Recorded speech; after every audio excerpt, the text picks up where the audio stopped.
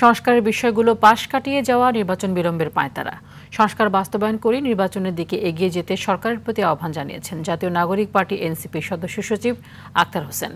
রাজধানীর বাংলা মোটরের সংবাদ সম্মেলনে তিনি আরও বলেন, জুলাই সনদ বাস্তবায়নে যে পক্ষ থেকেই বাধা আসবে জনগণ তাদেরকে রুখে দেবে। সরকার গা বাঁচিয়ে রাজনৈতিক দলের কাছে সংস্কার ছেড়ে দিচ্ছে কেন, এমন প্রশ্ন করেন তিনি। জুলাই সনদ বাস্তবায়নকে কোনো দল ঠেকিয়ে রাখতে পারবে না। সংস্কারের বিষয়টাকে সরকারের দায়িত্ব হিসেবে সম্পন্ন না করে রাজনৈতিক দলগুলোর দিকে ঠেলে দেওয়া হয়েছে। সরকার সংস্কার বাস্তবায়নের বিষয়ে নিজেরা উদ্যোগী না হয়ে বরং গা বাঁচানোর মনোভাব ব্যক্ত করছেন। সংবিধান সংস্কারের বিষয়গুলোকে প্রধান রেখে জুলাই সনদ বাস্তবায়নের যে আদেশ সেটা জারি করার আমরা দাবি জানাচ্ছি।